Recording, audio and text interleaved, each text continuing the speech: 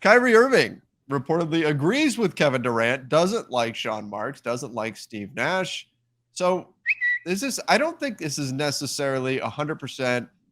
If Kevin Durant is moved, then Kyrie Irving is immediately traded. I don't think the Sure. Nets have to do that, but I think it greatly increases the likelihood that Kyrie is on the way out the door as well. That the Nets would want to just say, you know what, let's clear the air, let's move on from this entire era of Nets basketball. If we move Kevin Durant, let's move Kyrie as well.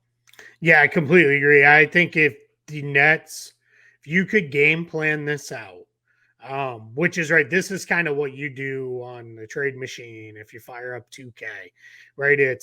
I'm going to trade Kevin Durant for a good package of stuff back. I'm going to trade Kyrie Irving for basically, hopefully, something good, Yeah. but I'm also going to get long term salary relief. I think that's why it's been hey, you want Kevin Durant? You got to take Joe Harris too. You want Kyrie Irving? You got to take Joe Harris too. I think the goal is if we're going to do this, I want as little long term salary that's not rookie players Mm-hmm. as possible. I want, obviously I'll take Jalen Brown back, but I want as little long term salary that's not tied up in rookie scale deals, yeah, as I can get. Because I want to really, all right, if I'm doing this, there's no quick fix on this one. It just doesn't exist. It is tear it basically all the way down and let's start fresh around whatever we get back, plus our flexibility with cap space down the line, plus draft picks and all this stuff, and let's go forward.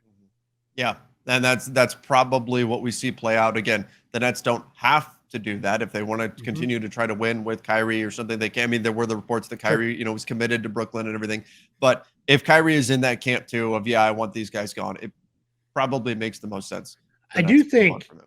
Kyrie's in a slightly different spot where just because of everything that happened last year, I think for his own basketball future, he is probably more likely to show up and just kind of maybe takes like the Marshawn Lynch approach of, hey, I'm just here so I don't get fined. Yeah, right. Does his thing, plays, and off he goes, and we see where it all ends up. Versus, I could see Kevin Durant basically saying, I'm just not. I'm done. I'm not coming. Like, get me out of here. Where I think for Kyrie, you kind of can't do that a second year in a row and then expect teams to fall all over themselves to trade for you, sign you, whatever it is.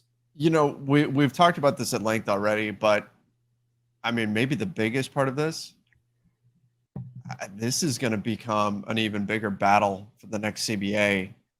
With now, I mean, this was already kind of a sensitive topic for NBA owners, right? Players asking out with Mm-hmm. 4 years remaining on their contracts.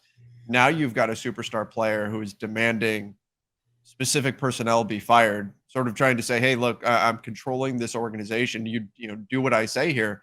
And again, whether or not he believes that's really going to happen, this is going to come to a head in the next CBA. I think ownership is going to want some sort of protection against situations like this from happening. I don't know what that would look like, but big picture, this could be the end of, or the limit, I should say, of the player empowerment era. I don't think the player empowerment era is done, but I think we're hitting a point now where instead of teams just saying, "Okay, players, whatever you want, we'll make it happen. You guys are the stars. Tell us what you want, and we'll do it." I think we're getting to a point where teams are starting to say no. They're going to start to say enough, and I think this could become a contentious topic in the next collective bargaining agreement discussions. I'm going to remove the could. It's going to Yeah. be. I think I say this regularly, and I don't mean this to come off snarky or dismissive at all. The big stuff in the NBA is figured out. Splitting this giant sum of money. That is largely figured out, right? They kind of know, all right, it's basically going to be 50-50, 51-49. That's going to be where it goes. We're all in agreement. Right. Everybody kind of knows that. That is, I don't care what anybody says. All this stuff is stuff we care about. It's the money in the end is what matters, right? It's we're making more money than we could have ever dreamed imaginable. We came back from all these pandemic impacted seasons and we're still doing good.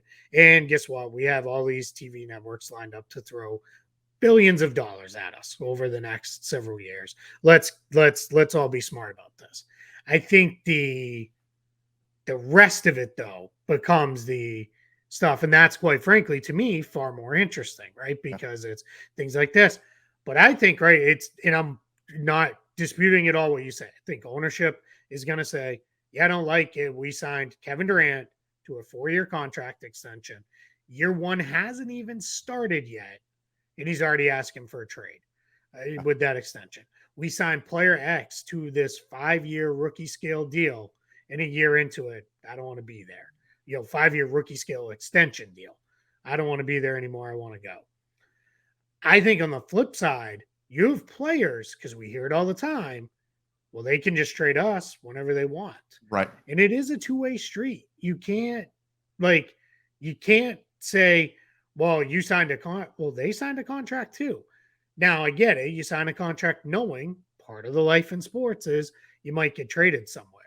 But it's like when people say, well, my company can tell me to move, or they can tell me, well, then then you're going to be let go.